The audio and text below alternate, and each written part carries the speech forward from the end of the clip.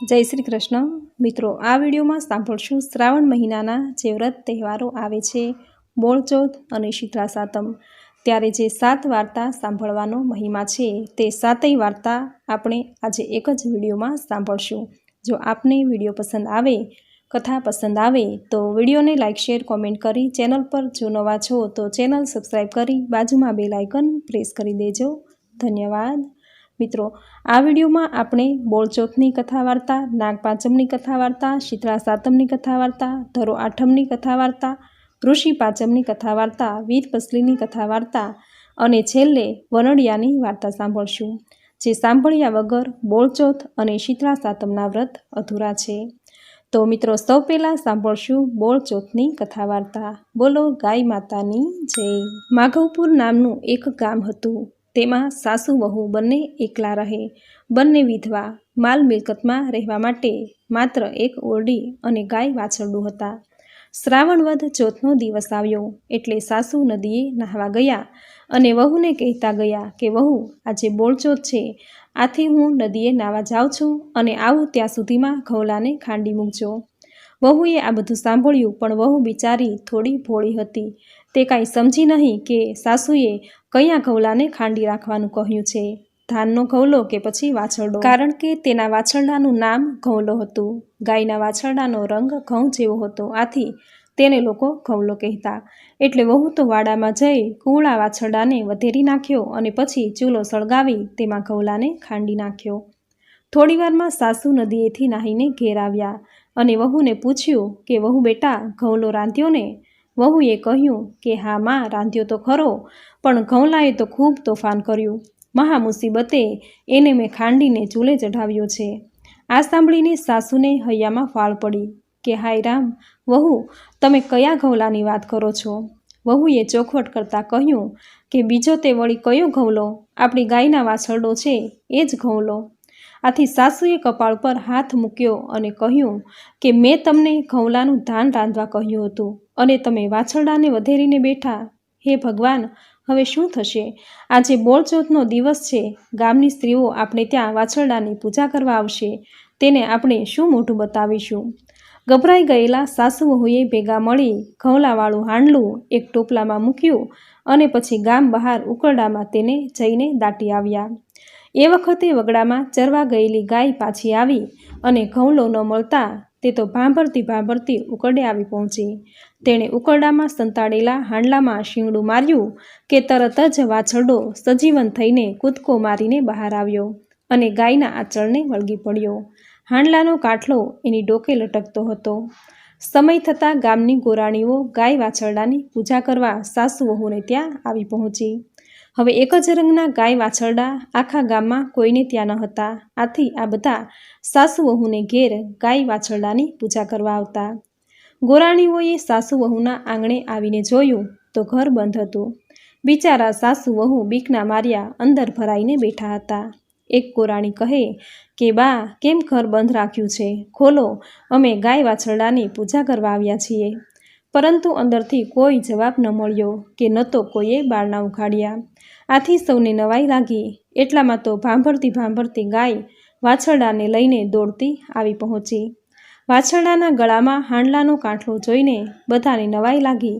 તેમાંથી એક જણીએ કહ્યું પણ ખરું કે અરે, આજે તો વાછરડાના ગળામાં ફૂલનો હાર હોય કે પછી કાંઠલો હોય, જુઓ તો ખરા, આ કોણે આવું કર્યું હશે? ઘરમાં ભરાયેલા સાસુ વહુએ આ બધું સાંભળ્યું।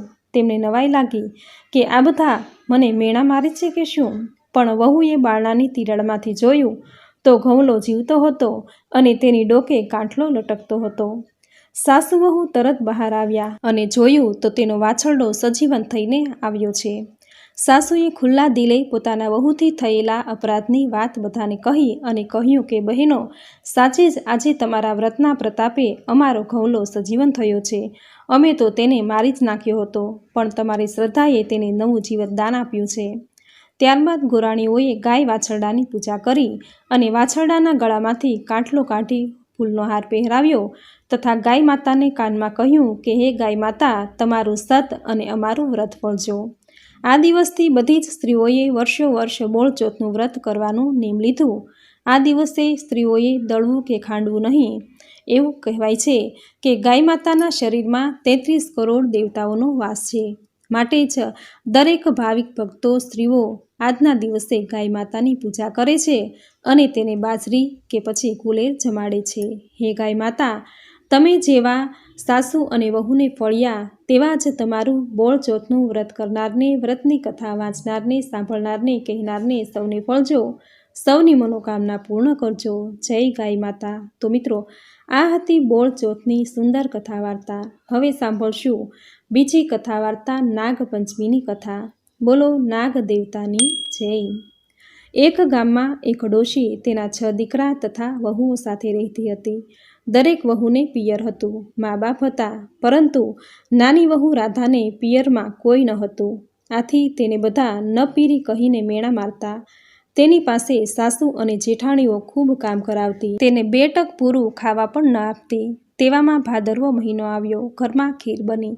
ઘરમાં બધાએ પેટ ભરીને ખીર ખાધી, પણ નાની વહુ રાધાને કોઈએ યાદ ન કરી. એ દિવસોમાં એ ગર્ભવતી હતી, આથી તેને ખીર ખાવાનું પણ ખૂબ જ મન થયું. સાસુએ તેને તપેલીમાં જે હોય તે ખાઈ લઈ વાસણ માંજવા કહ્યું. રાધાએ રસોડામાં આવીને જોયું તો ખાવાનું કંઈ ન મળે. ખીરની તપેલીમાં બાજેલા પોપડા સિવાય બીજું કંઈ ન હતું. આથી તે નિરાશ થઈ ગઈ. છતાં પણ તપેલીમાંથી પોપડા ઉખાડી એક કપડામાં ભેગા કરી મૂકી રાખ્યા. તેને એમ કે વાસણ માંજી લીધા પછી નિરાતે હું ખાઈશ. હવે બન્યું એવું કે જે ઝાડ નીચે તેણે કપડામાં ભેગા કરીને પોપડા રાખ્યા હતા તે એક નાગણ આવીને ખાઈ ગઈ. તે પણ ગર્ભવતી હતી. થોડી વારે રાધા વાસણ માંજીને ઝાડ પાસે આવી. તેણે જોયું તો કપડામાંથી પોપડા ગાયબ. નાગણ આ બધું ઝાડ પાછળ સંતાઈને જોતી હતી. તેના મનમાં એમ કે તે હમણાં મને ગાળો દેશે, પરંતુ તેના આશ્ચર્ય વચ્ચે રાધા બોલી કે જેણે આ ખીર ખાધી હોય તેવું તેનું પેટ ઠરજો.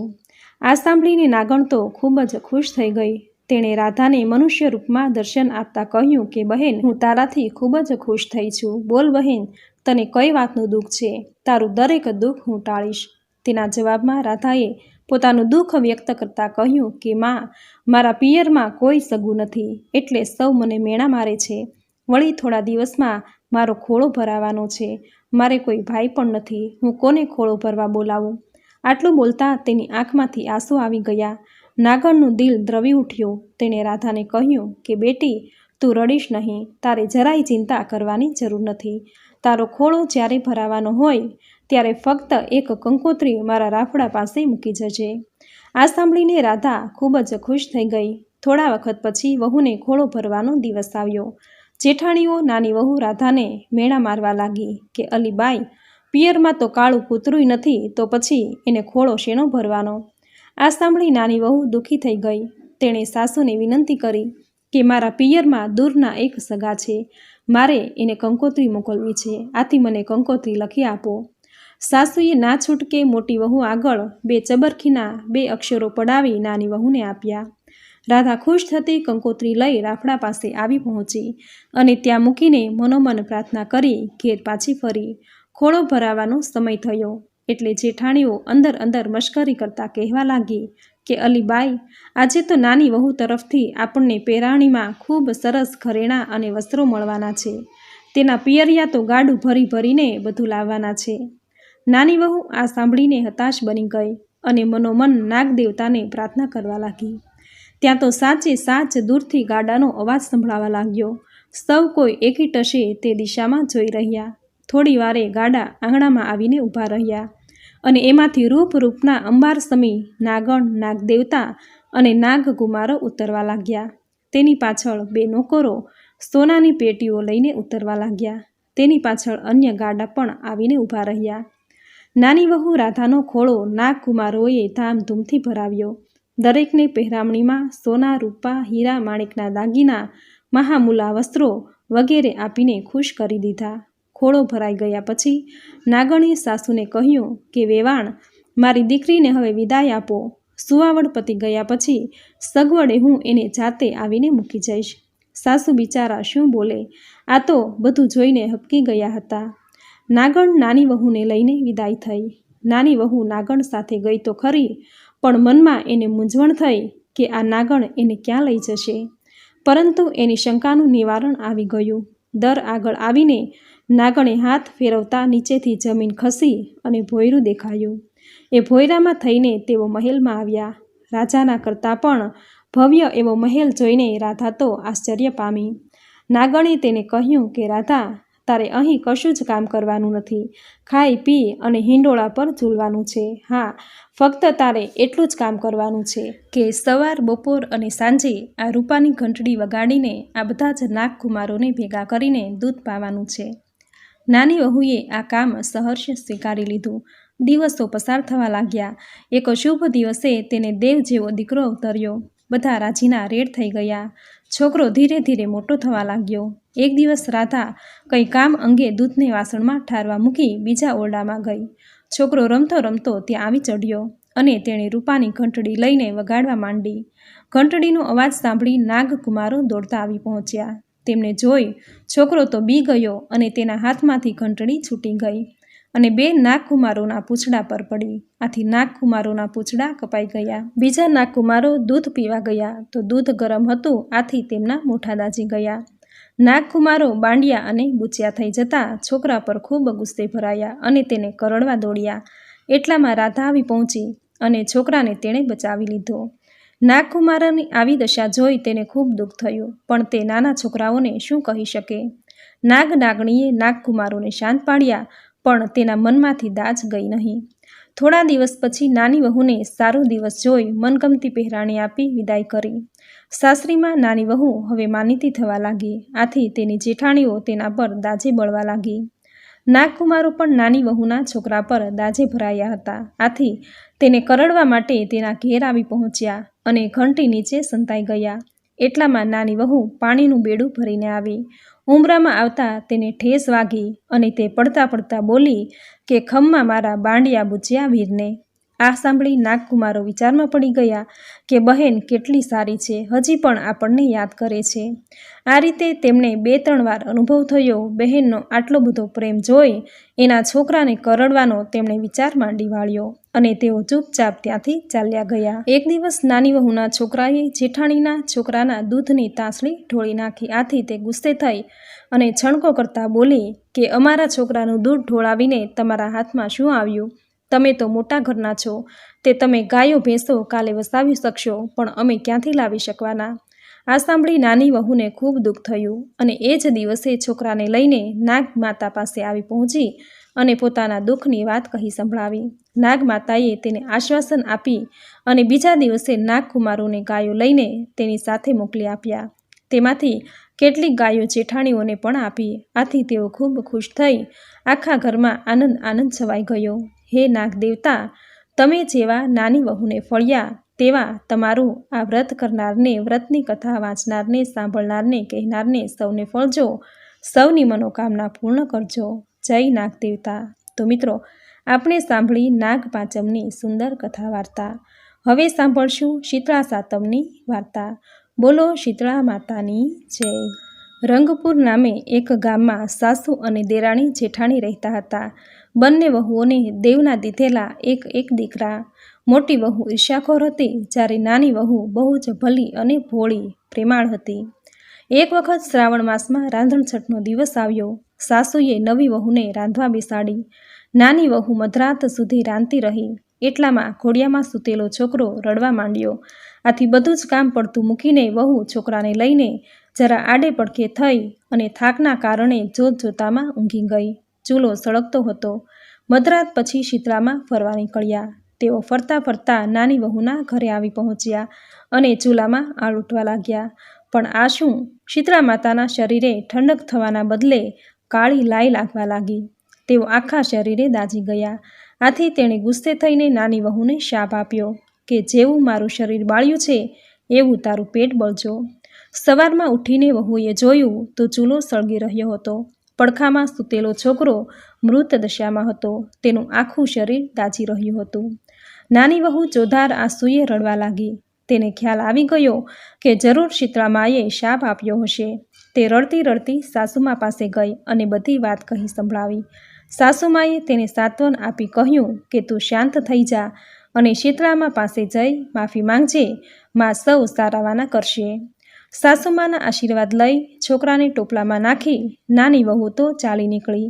રસ્તામાં 2 તલાવડી આવી અને બંને તલાવડી પાણીથી છલોછલ ભરેલી હતી, પણ જનાવર કે પશુ પક્ષી કોઈ એ તલાવડીનું પાણી પીતું ન હતું, અને જો પીએ તો તાત્કાલિક મૃત્યુ પામતું હતું. નાની વહુને જોઈ તલાવડીઓ બોલી કે બહેન, તું ક્યાં જાય છે? નાની વહુએ કહ્યું કે હું શીતળામા પાસે મારા શાપનું નિવારણ કરવા જાઉં છું. તેના કોપથી મારો દીકરો મૃત્યુ પામ્યો છે, તેને સજીવન કરવા જાઉં છું. તલાવડીએ કહ્યું કે બહેન, અમે એવા તે શાપ આપ કર્યા હશે કે કોઈ અમારું પાણી પીતા જ મૃત્યુ પામે છે. અમારું પાણી કોઈ પીતું નથી.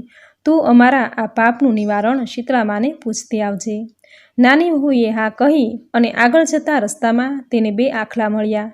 તેની કોટે ઘંટીના પડ લટકતા હતા. તેઓ હંમેશા લડતા રહેતા હતા. નાની વહુને જોઈ આખલાઓ બોલ્યા કે બહેન, તું ક્યાં જાય છે? વહુ કહે, મારા શાપનું નિવારણ કરવા શીતળા માતા પાસે જાઉં છું. આખલાઓએ કહ્યું કે અમે એવા તે શાપ આપ કર્યા હશે કે અમે સદાય લડ્યા જ કરીએ છીએ. તું અમારા પાપનું નિવારણ પણ પૂછતી આવજે. નાની વહુએ તેને હા કહી અને ત્યાંથી આગળ આવી. થોડે દૂર ગયા પછી તેણે જોયું તો બોરડીના ઝાડ નીચે એક ડોશીમાં પોતાના જીથરા જેવા વાળ અને ખંજવાળતા બેઠા છે. વહુને જોઈ ડોશી બોલ્યા કે અલી બાઈ, ક્યાં જાય છે? જરા મારું માથું જોઈ આપને, મને માથામાં ખૂબ જ ખંજવાળ આવે છે. વહુ તો ખૂબ દયાળુ હતી.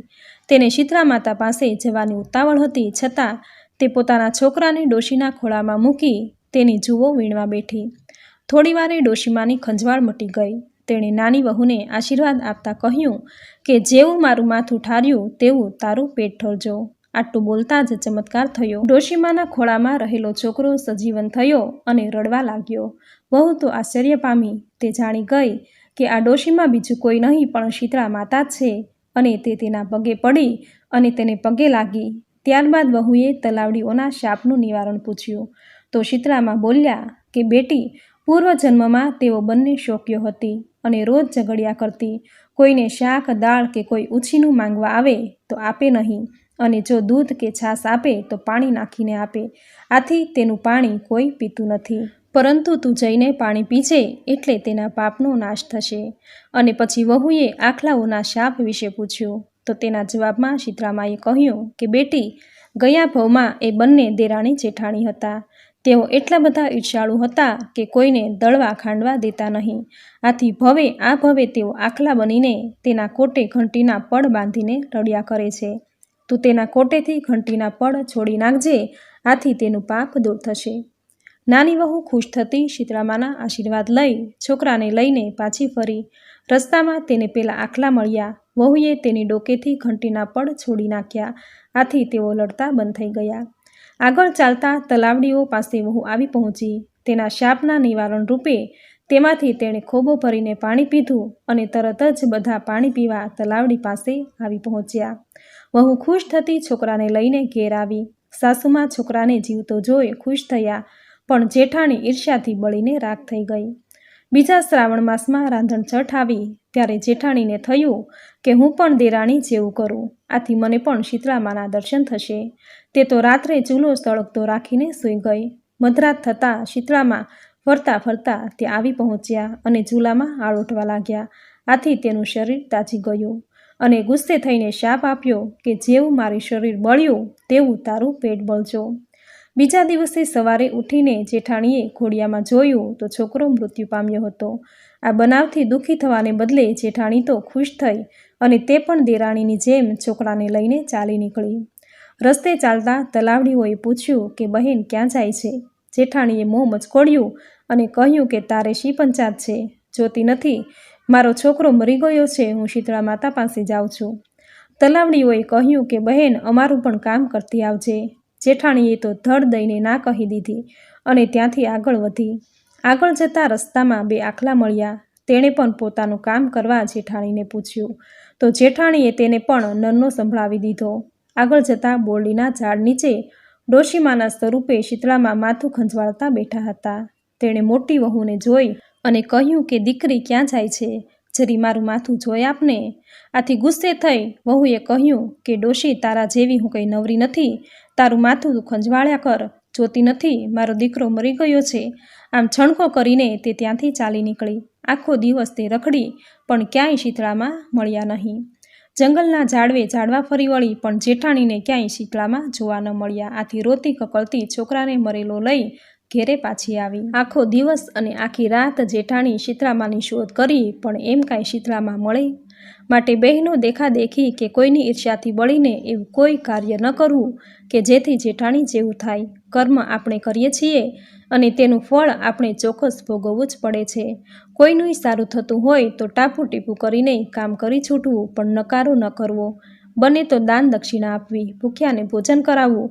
આમ કરવાથી માતાજી આપણા પર ખુશ રહેશે. જેઠાણી શીતળામાને ઓળખી ન શકી અને રખડીને રોતી કકળતી ઘેર પાછી આવી. સાસુ પાસે ઢગલો થઈને પડી. સાસુએ તેને શિખામણ આપી કે વહુ, અજાણતા થયેલી ભૂલ માફ થાય છે, પણ જાણી જોઈને કરેલી ભૂલ કદી માફ થતી નથી. અને એમાં વળી તારો સ્વભાવ, જેવું કરો તેવું ભરો, એ ભાવના ભૂલશો નહીં. જય શીતળામાં. જેવા તમે નાની વહુને ફળ્યા તેવા જ તમારું આ વ્રત કરનારને, વ્રતની કથા વાંચનારને, સાંભળનારને, લખનારને અને કહેનારને સૌને ફળજો. સૌની મનોકામના પૂર્ણ કરજો. જય શીતળામાં. તો મિત્રો, આપણે સાંભળી શીતળા સાતમની વાર્તા. હવે સાંભળશું ધરો આઠમની વાર્તા. બોલો ધરો માતાની જય. એક ગામમાં સાસુ અને વહુ રહે. ડોશીનો દીકરો ગામમાં નાની એવી હાટડી ખોલીને ગામમાં વ્યાપાર કરે, પણ વ્યાપાર જોઈએ તેટલો ચાલતો નથી. એટલે દીકરાને મદદરૂપ થવા સાસુ વહુ ખેતરે મજૂરી કરવા જાય છે. આમ જીવન ગુજારે છે. ગરીબાઈ હોવા છતાં વહુ ધાર્મિક છે, તેથી વારે તે વારે વ્રત કરે છે અને પ્રભુ ભક્તિમાં શ્રદ્ધા રાખી કામકાજ કરે છે. તેવામાં ધરો આઠમ આવી. આ દિવસે સાસુ વહુએ ધરો આઠમનું વ્રત કર્યું. બપોર થતાં સાસુએ વહુને કહ્યું કે વહુ જાઓ, ખેતરમાંથી ઘાસ વાઢી લાવો. વહુ કહે કે બા, આજે તો મારે ધરો આઠમનું વ્રત છે, માટે આજે હું લીલું ઘાસ નહીં વાઢું. સાસુએ કહ્યું કે જો તું ન વાઢે તો કાંઈ નહીં, હું વાઢીશ, પણ તું ઘાસની ભારી તો ઉપાડીશ ને, તો ચાલ મારી સાથે. સાસુ વહુ તો ખેતરે ગયા. ખેતરે જઈને સાસુ બોલ્યા કે એમ કર વહુ, તું ધરો છોડીને એકલું ઘાસ વાઢ. વહુ સાસુને ના કહી શકી નહીં અને એ તો ધરો છોડીને ઘાસ વાઢે છે. ઘાસ વાઢીને સાસુ વહુ બેય ઘરે જવા ગામ તરફ ચાલ્યા. ત્યાં તો રસ્તામાં પડોશીનો છોકરો દોડતો આવ્યો અને બોલ્યો કે તમારું ઘર ભડકે બળે છે, માટે જલ્દી ચાલો. વહુને તો ફાળ પડી કે અરે, મારો દીકરો ઘરમાં ઘોડિયામાં સૂતો છે. આટલું બોલતા જ ઘાસની ભારી નીચે ફેંકી અને વહુ અને સાસુ તો દોડવા લાગ્યા. આ બાજુ આખું ઘર બળીને ભસ્મ થઈ ગયું. છેલ્લું ઘરનું બારણું સળગતું હતું તે પડવાની તૈયારીમાં હતું. વહુ તો પોતાનો દીકરો અંદર છે, માટે દાઝવાની પરવા કર્યા વગર બારણાને પાટું મારી અને બારણું પાડીને ઘરમાં દોડી ગઈ. જોયું તો ઘરનું બધું જ રાજ રચેલું બળીને ભસ્મ થઈ ગયું હતું. ત્યાં જ ઘોડિયા ઉપર નજર પડી તો આજુબાજુ લીલોછમ ધરો કેળ સુધી ઉગી નીકળ્યો હતો અને તેનો દીકરો હેમખેમ સૂતો છે શાંતિથી અને અંગૂઠો ધાવે છે. વહુએ તો ઝડપથી પોતાના દીકરાને તેડી લીધો અને ધરો માને પ્રણામ કરીને બહાર નીકળી ગઈ. દીકરો બચી ગયો છે. સાસુએ વહુનું કહ્યું માન્યું નહીં અને બધું ઘાસ વાઢ્યું અને સાથે ધરો પણ વાઢ્યો, તેથી તેનું સર્વસ્વ બળી ગયું. જ્યારે વહુએ તો ધરો છોડીને બાકીનું ઘાસ વાઢ્યું તો તેનો દીકરો હેમખેમ બચી ગયો. જય ધરો માતા. જેવા તમે વહુને ફળ્યા તેવા જ તમારું આ વ્રત કરનારને, વ્રતની કથા વાંચનારને, સાંભળનારને, કહેનારને સૌને ફળજો. સૌની મનોકામના પૂર્ણ કરજો. તો મિત્રો, આપણે સાંભળી ધરો આઠમની વાર્તા. હવે સાંભળશું સામા પાંચમની વાર્તા. ભાદરવા સુદ પાંચમે આ વ્રત લેવાય છે. પહેલાંના સમયમાં એક ગામમાં એક બ્રાહ્મણ તથા બ્રાહ્મણી રહેતા હતા. ગામના પાદરે ભગવાન શંકરના મંદિર પાસે આ બ્રાહ્મણનો આશ્રમ હતો.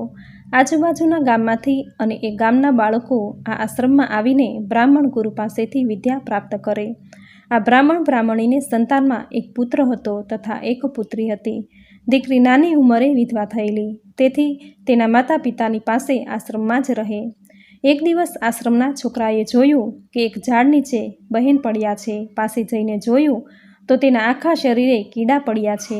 બાળકો તો દોડતા આશ્રમમાં આવ્યા અને બ્રાહ્મણને કહ્યું કે ગુરુજી, એક બહેન તો આશ્રમની બહાર એક ઝાડ નીચે પડ્યા છે અને તેના આખા શરીરમાં કીડા પડ્યા છે.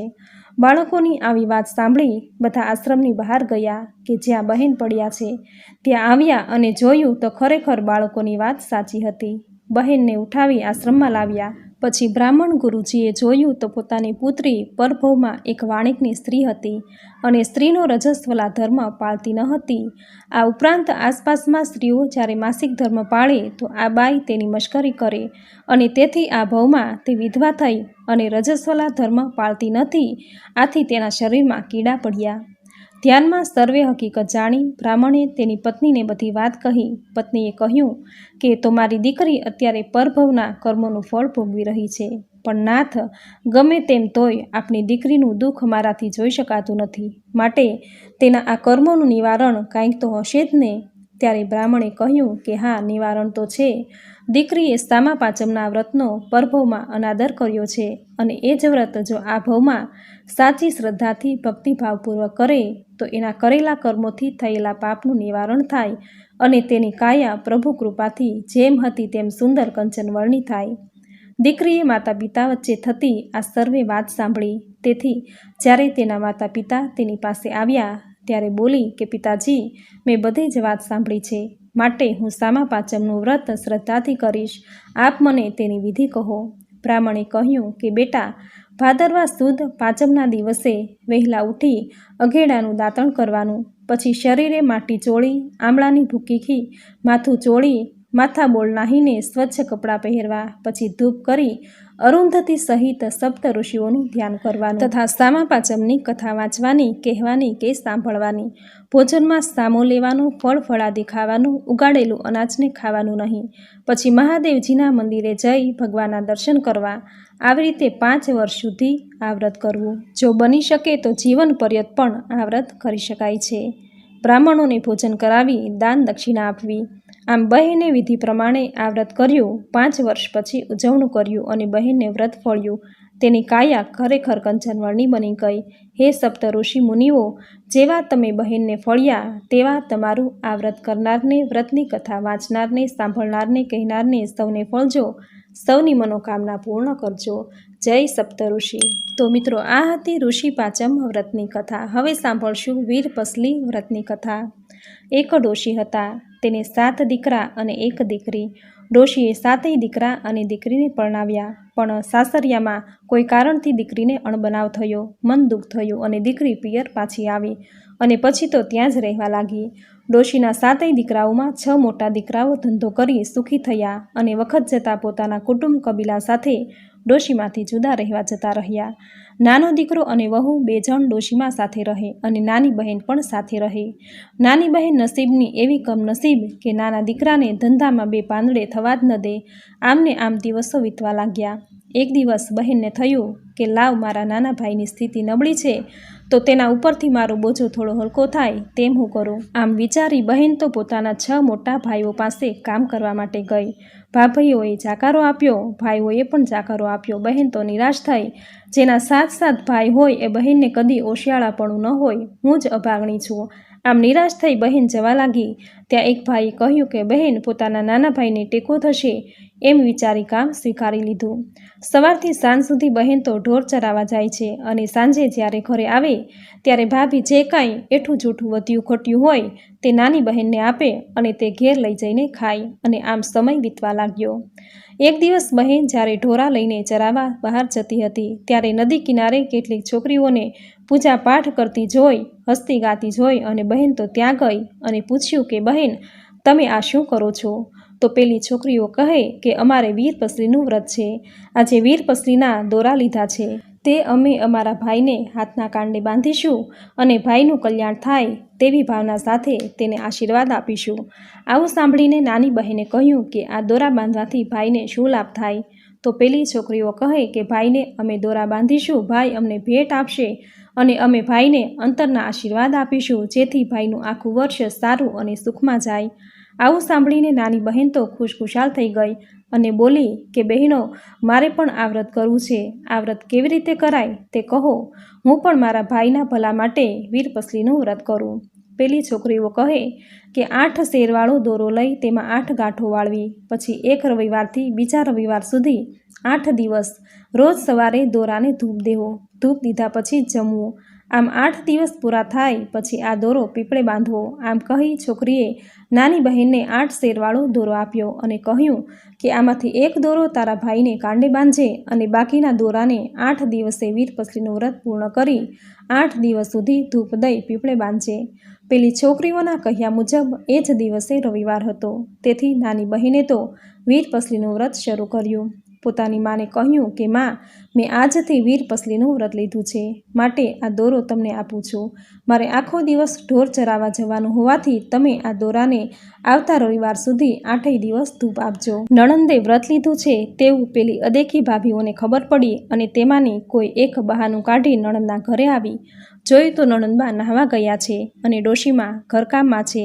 આવો લાગ જોઈને પેલી ભાભીએ જ્યાં દેવતા સળગતો હતો ત્યાં જઈ ચૂલામાં પાણી નાખી દેવતા ઓલવી નાખ્યા અને ઠારી નાખ્યો. બહેન તો નાહી ધોઈને ઘરે આવી. દોરાને ધૂપ આપવા જ્યાં ચૂલા પાસે જઈને જુએ છે તો ચૂલો ઠરેલો છે, કોઈએ અંદર પાણી નાખ્યું છે. બહેન તો મા પાસે ગઈ અને કહ્યું કે માં, આ દેવતા કોણે ઠારી નાખ્યો? ડોશી બોલ્યા કે રામ જાણે, હું તો બહાર કામમાં છું, પણ હા, હમણાં મોટી વહુ આવી હતી, ચોક્કસ તેણે જ દાજની મારી પાણી નાખી દેવતા ઠારી નાખ્યા હશે. દીકરી જેના જેવા કરમ, આપણું બુરું કરનારનુંય ભગવાન ભલું કરે. જા દીકરી, પડોશમાંથી દેવતા લઈ આવ અને દોરાને ધૂપ દઈ દે. માના કહેવાથી બહેન પડોશીને ત્યાંથી દેવતા લઈ આવી અને દોરાને ધૂપ દીધો. પછી માને કહ્યું કે માં, આજે મારું વ્રત પૂરું થાય છે, માટે ઉજવણું કરવું છે. હું 7 ભાઈઓને દોરા બાંધવા જાઉં છું. આમ કહીને બહેન તો ભાઈઓ પાસે ગઈ. દરેક ભાઈને વીરપસલીનો દોરો જમણા હાથના કાંડે બાંધ્યો. પહેલાં 6 ભાઈઓના દોરા બાંધ્યા, પણ તેમાંથી એકેય ભાઈએ બહેનને વીરપસલીની ભેટ આપી નહીં. બહેન તો નિરાશ થઈ મનમાં વિચાર કરતી છેવટે નાના ભાઈ પાસે ગઈ. મનમાં બોલી કે ભલે ભગવાન મારા ભાઈઓએ મને કંઈ ના આપ્યું, પણ આપ એનું કલ્યાણ કરજો. છેવટે નાના ભાઈની પાસે આવી અને ભાઈને વીરપસલીનો દોરો બાંધ્યો. નાના ભાઈએ બહેનને કહ્યું કે બહેન, બોલ, તને ભેટમાં શું આપું? બહેન, તું તો જાણે છે કે મારી સ્થિતિ કેવી છે. અત્યારે તો તારો નાનો ભાઈ સાવ કંગાલ છે. આટલું બોલતા તો નાના ભાઈની આંખમાં જળજળિયા આવી ગયા. બહેને ભાઈને આશ્વાસન આપી કહ્યું કે ભાઈ, તારી પાસે કાંઈ માંગવું નથી, તેમ છતાં તું જે કાંઈ આપીશ તે હું આનંદથી સ્વીકારી લઈશ. ભાઈએ ખુશ થતાં મુઠ્ઠી ભરી જાર પોતાની બહેનને આપી તથા પોતાની પાસે એક આનો હતો અને એક માટીનું ઢેફું આપ્યું. આટલું બોલતા ભાઈની આંખમાંથી ફરીથી આંસુ વહેવા લાગ્યા. પોતાના ભાઈને રડતો જોઈ બહેન બોલી કે ભાઈ, ભલે તે મને જે કંઈ આપ્યું તે મારા માટે તો 1.25 લાખનું છે. તું મનમાં દુઃખી થઈશ નહીં. તારી મુઠ્ઠી ભર જાર મારા માટે ઘઉંની ગુણ બરાબર છે. તારો આપેલો એક આનો મારા માટે 100 રૂપિયા સમાન છે. માટીનું ઢેફું ગોળના રવા બરાબર છે. આમ ભાઈનું મન હળવું કરી બહેન ખરા અંતઃકરણથી ભાઈનું કલ્યાણ થાવો એવી આશીર્વાદ આપી ભાઈના કપાળમાં કંકુનું તિલક કર્યું અને આશીષ આપી પોતાની મા પાસે ગઈ. માએ દીકરીને કહ્યું કે દીકરી, આમ તો જો કોણ આવ્યું છે. બહેનને તેડવા તેનો પતિ આવ્યો હતો. બહેન તો સાસરે જવાનું જાણી આનંદથી ઘેલી ઘેલી બની ગઈ. માએ કહ્યું કે જા બેટા, કરેલા બધા જ કર્મોનું ફળ અહીં જ મળે છે. તે ખરા મન અને શ્રદ્ધાથી વ્રત કર્યું અને એના પ્રભાવથી આજે જમાઈ તને તેડવા આવ્યા છે. સારું કર્મ કર્યું હોય કે ખરાબ કર્મ, તેનું ફળ તો અવશ્ય મળે જ છે. સારું કર્મ કરીએ તો સારું ફળ મળે અને ખરાબ કર્મ કર્યું હોય તો એનું ફળ પણ એવું જ મળે છે. જા બેટી, તૈયાર થા. આમ કહીને તે મા પાસે ચાલી નીકળી. પોતાના 6 મોટા દીકરાઓને ત્યાં જઈ તેની બહેન સાસરે જાય છે તેવી વાત કરી અને કહ્યું કે દીકરી સાસરે જાય છે, આપણે તેને કંઈક આપવું જોઈએ. મારી પાસે તો કાંઈ નથી, તમે બધા ભાઈઓ થોડું થોડું કરીને આપો તો ઘણું કરી દીકરીને સાસરે વળાવીએ. આ સાંભળી 6 વહુઓએ ફાટેલા તૂટેલા કપડાં એક મોટા જૂના કપડામાં મૂકી પોટું બાંધી સાસુના હાથમાં આપ્યું. બીજી બાજુ નાના ભાઈને ખબર પડી કે બહેન સાસરે જાય છે, તેથી ખુશ થતાં તે બહેનની પાસે આવ્યો. નાની બહેનને જોતાં જ તેને વિચાર આવ્યો કે અરે રે, હે ભગવાન, બહેનને આપવા માટે તેની પાસે કાંઈ નથી. નાનો ભાઈ ગળગળો થઈ ગયો. બહેનને કહેવા લાગ્યો કે બહેન, આજે મારી પાસે તને આપવા માટે કાંઈ નથી, પણ હું તને વચન આપું છું કે ભગવાન મને સારા દિવસો આપશે ત્યારે તને ખૂબ જ સારો સસવારો કરીશ, ખૂબ સારો કર્યાવર આપીશ.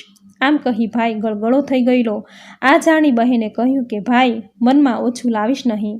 તારો મારા ઉપરનો પ્રેમ મારા માટે સોના ચાંદીના કર્યાવર સમાન છે, માટે દુઃખી થઈશ નહીં. બહેન તો સાસરે જવા તૈયાર થઈ અને ચાલી એના પતિદેવ સાથે.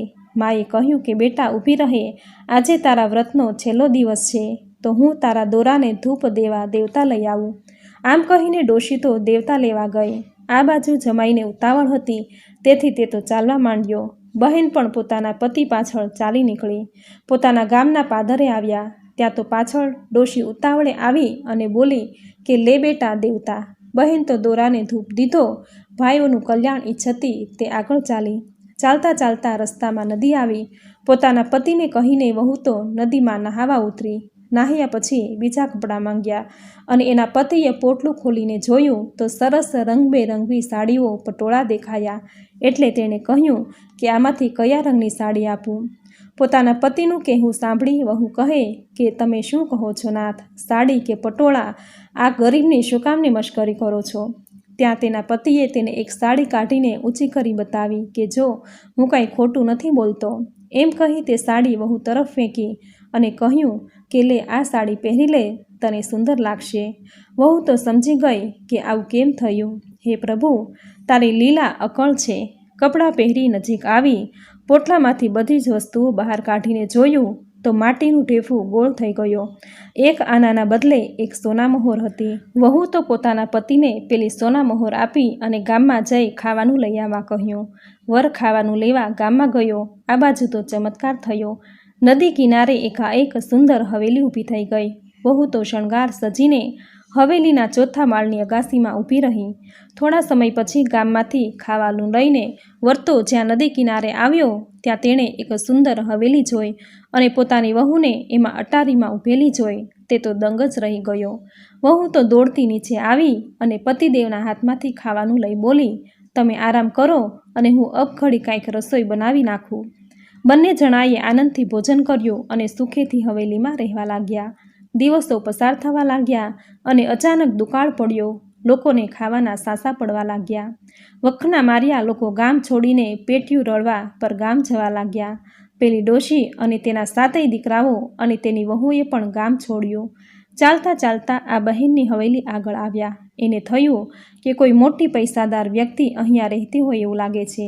લાવો તપાસ કરીએ, જો કાંઈ મજૂરી મળે તો. આમ વિચારી બધા હવેલીના બગીચામાં આવીને ઊભા રહ્યા. હવેલીની બારીમાંથી પેલી બહેન આ બધું જોઈ રહી છે. પોતાની મા અને ભાભી ભાઈઓને ઓળખી ગઈ. ત્યાં તો બગીચાનો માળી આવ્યો અને બધી વાત કહી. બહેને કહ્યું કે તું બગીચાના ખોદકામમાં બધાને કામે લગાડી દે અને પેલા જે સૌથી નાનું દેખાય છે તેને ધાબા પર દેખરેખ રાખવાનું કહે છે. તેની પાસે ખોદકામ કરાવીશ નહીં અને પેલા ડોશીમાને બગીચાના ફૂલો જે ભેગા થાય તે ફૂલોની માળા બનાવવાનું કહે છે. માળીએ માલિકની સૂચના મુજબ બધી ગોઠવણ કરી દીધી. એક દિવસ બહેનને થયું કે લાવને આજે અમારા લગ્નની તિથિ છે તો બધાને જમવાનું કહું. નોકરોને જમવાનું બનાવવાનું કહી તેણે પોતાની મા અને ભાઈ તથા ભાભીઓને જમવા બેસાડ્યા. બધા જમવા બેઠા અને પેલી બહેન જાતે બધાને પીરસવા માંડ્યું. નણંદને જોઈને પેલી અદેખી ભાભીઓ તો અચંબામાં પડી ગઈ, નીચા મોઢા નાખી ગઈ. ભાઈઓ પણ પોઠપ અનુભવવા લાગ્યા. ત્યારે બહેને કહ્યું, જોયું ને ભાઈઓ અને ભાભીઓ, વખત કોઈનો નથી. દરેકના જીવનમાં સારા નરસા દિવસો આવે છે, માટે કદી અભિમાનમાં છકી ન જવું. અને તેમાંય હું તો તમારી બહેન હતી, પણ તમે મને હળધૂત કરી. માત્ર એક નાના ભાઈએ જ મને પોતાનો પ્રેમ આપ્યો. મેં વીરપસલીનું વ્રત કર્યું, તેના પ્રભાવે જ આજે તમે મારી આ સુખની દુનિયા જુઓ છો. બધાએ બહેનને કહ્યું કે અમારી ભૂલ હતી બહેન, અમને માફ કરો. બહેને બધાને માફ કર્યા અને બોલી કે મારે તો બધાય ભાઈ ભાભીઓ મારા જ છે, કોઈ જુદા નથી. તમે સુખેથી દુકાળ પાર ન થાય ત્યાં સુધી અહીંયા રહો. બહેનની વાત સાંભળી બધા આનંદમાં આવી ગયા અને પછી તો બધાએ સાથે સંપીને રહેવા લાગ્યા.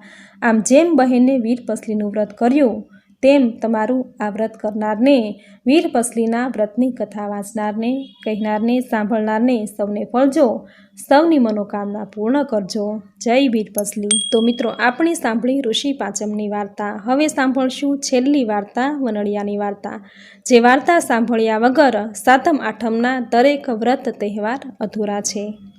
સોનપુર નામનું એક નગર હતું. નગરમાં એક કન્યા રહે, એનું નામ સોનબાઈ. આ સોનબાઈને 7 ભાઈ અને 7 ભાભી. 7 ભાઈની એકને એક બહેન એટલે લાડકી એવી કે એનો પડ્યો બોલ ઝીલે. ભાભીઓ એને કાંઈ જ કામ ન કરવા દે. આખો દિવસ નવરી ને નવરી. રસોઈ થાય એટલે જમી લે, પથારી થાય એટલે સૂઈ જાય. સોનબાઈ જેવી રૂપવાન, એવી જ ગુણવાન અને એવી જ ધાર્મિક. સવાર સાંજ દેવ દર્શન જાય, દાન પુણ્ય કરે અને ભજન ભક્તિમાં લીન રહે. વ્રતેય કરે અને ઉપવાસેય કરે, કથા વાર્તાય સાંભળે અને ધર્મ ધ્યાનેય કરે. એવામાં શ્રાવણ માસ આવ્યો. જીવનમાં પાપ ધોઈ નાખવાનો પુણ્ય અવસર.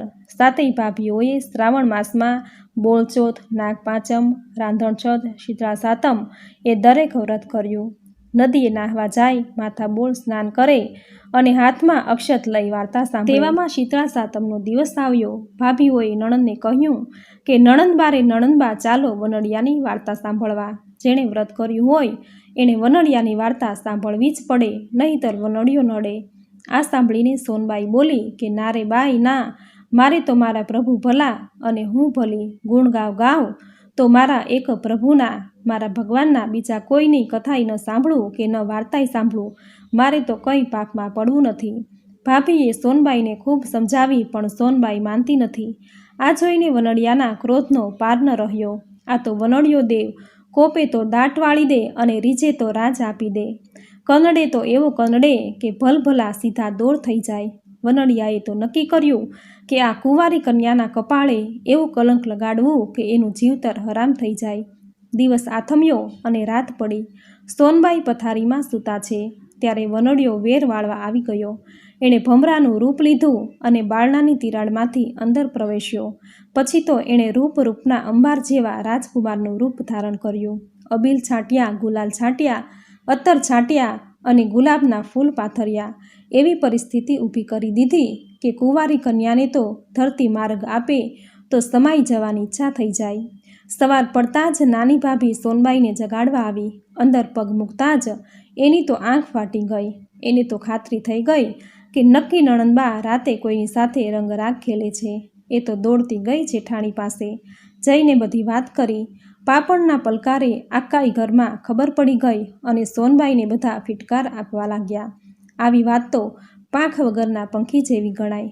વાત લઈ જાય. સાંજ પડતા તો આખા ગામમાં વાત ફેલાઈ ગઈ અને બધાય સોનબાઈના નામ પર થૂથું કરવા લાગ્યા. આ તો 1000 મોઢાવાળું જગત કહેવાય. આમેય બોલે અને તેમેય બોલે.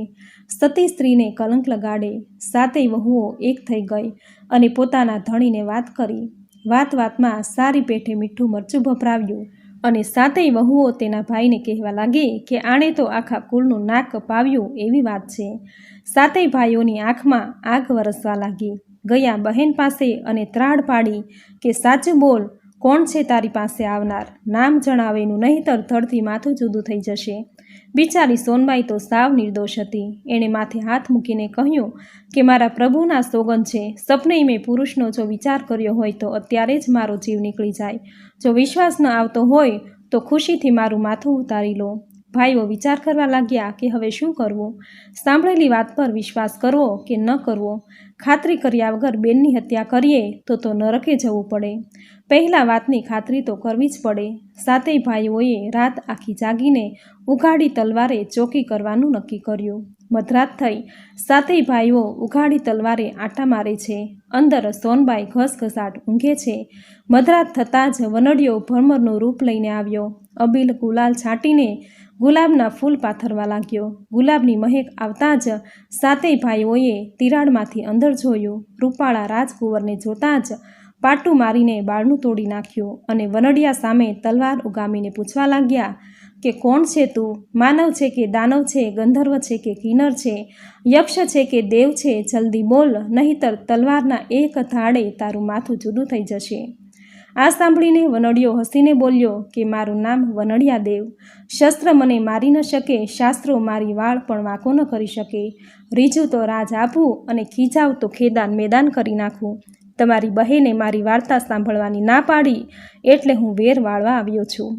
આ સાંભળીને 7 ભાઈઓ ઠંડાગાર થઈ ગયા અને વિનયથી પૂછવા લાગ્યા કે હે દેવ, તો શો ઉપાય કરીએ કે તમે પ્રસન્ન થાવ? ત્યારે વનોડિયો બોલ્યો કે એક ઉપાય છે. જો સોનબાઈ વાડને પાડું, પાળને પૂરી, લહેરને લાડુ અને રંખને રોટલો આપ્યા પછી ભક્તિભાવપૂર્વક મારી વાર્તા સાંભળે તો અવશ્ય દોષમુક્ત થાય. હે વનડિયા દેવ, અમારી બેન તમે કહેશો એ પ્રમાણે જરૂર કરશે, પણ એના કપાળે જે કલંક લાગ્યું છે એ કેમ કરીને દૂર થાય? ગામના મોઢે ગળનું કઈ રીતે બાંધવું? આનો ઉપાય છે.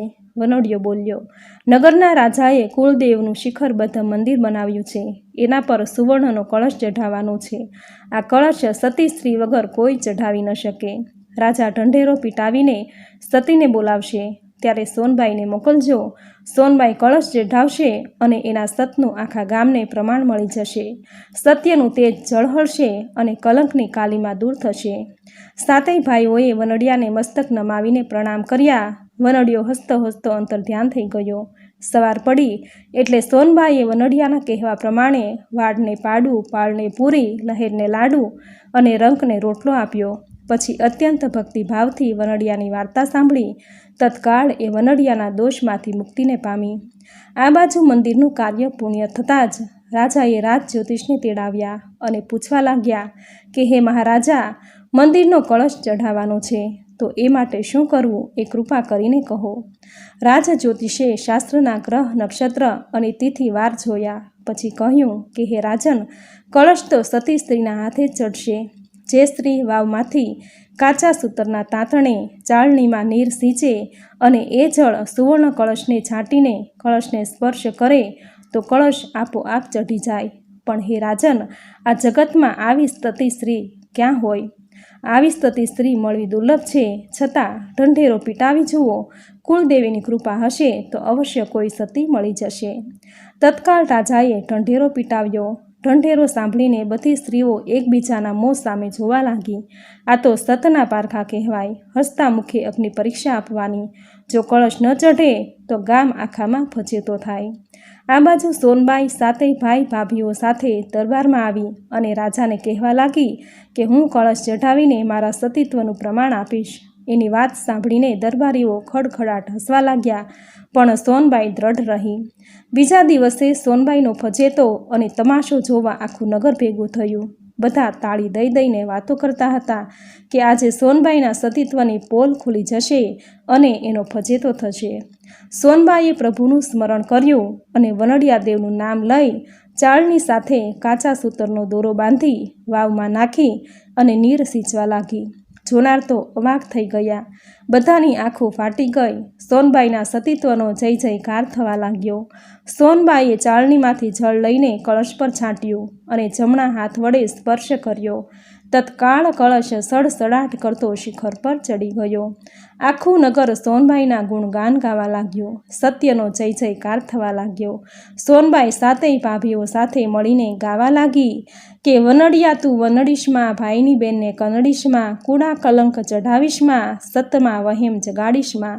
રીઝે તો તું આપતો રાજ, બગડેલા સુધારતો કાજ, તું ખીજાય તો વાળે દાટ, ચોદીશ ગુંજે તારી હાક, તારો વાસ પ્રભુની પાસ, અમે તારા ચરણોના દાસ. પુણ્ય ફળિયાને પાતક ટળિયા, પુરુષોત્તમ પ્રભુ આવીને મળ્યા. હે વનડિયા દેવ, તમે જેવા સોનબાઈને ફળ્યા એવા જ તમારી આ વાર્તા વાંચનારને, કહેનારને, લખનારને, સાંભળનારને સૌને ફળજો. સૌની મનોકામના પૂર્ણ કરજો. જય વનડિયા દેવ. તો મિત્રો, આપણે સાંભળી નાગપાંચમ, શીતળા સાતમ, ધરો આઠમ, ઋષિ પાંચમ, વીર પસલી અને છેલ્લે સાંભળવામાં આવતી વનડિયાની સુંદર કથા વાર્તા એક જ વિડીયોમાં, જે આ શ્રાવણ મહિનાના દરેક પર્વમાં સાંભળવાનો મહિમા છે. કહેવાય છે કે જે સ્ત્રીઓ શ્રાવણ મહિનાના દરેક વાર તહેવારે જેમ કે બોળચોથ, નાગપાંચમ, શીતળા સાતમ, વીર પસલી, ધરો આઠમ તથા ઋષિ પાંચમના દિવસે આ સાતેય વાર્તા એક સાથે સાંભળે છે, તેના જીવનમાં સુખ સમૃદ્ધિ આવે છે. તેના બાળકોને લાંબી આયુષ્ય અને નિરોગી જીવનનું વરદાન પ્રાપ્ત થાય છે. તેના ઘરમાં સુખ સમૃદ્ધિ આવે છે. માતા લક્ષ્મીનો વાસ થાય છે. તો મિત્રો, આ હતી શીતળા સાતમના દિવસે શ્રાવણ મહિનાના દરેક વાર તહેવારના દિવસે સાંભળવામાં આવતી 7 વાર્તા એક જ વિડીયોમાં. તમે પૂરી શ્રદ્ધાથી અંત સુધી સાંભળી, જે સાંભળવી તમને જરૂર ગમી હશે. તો વિડીયોને લાઇક કરી કોમેન્ટમાં જય શ્રી હરિવિષ્ણુ, જય ભોળાનાથ, જય નાગદેવતા, જય ગાય માતા, જય શીતળા માતા, જય ધરો માતા જરૂર લખજો। ચેનલ પર જો નવા છો તો ચેનલ સબસ્ક્રાઈબ કરી બાજુમાં બેલ આઇકન પ્રેસ કરી દેજો, જેથી આપણા આવતા દરેક નવા વિડીયોની નોટિફિકેશન સૌથી પહેલાં મળે। તો ફરી મળીશું આવી જ નવી ધાર્મિક માહિતી, નવી ધાર્મિક કથા સાથે। ત્યાં સુધી આપ સૌને મારા જય શ્રી કૃષ્ણ।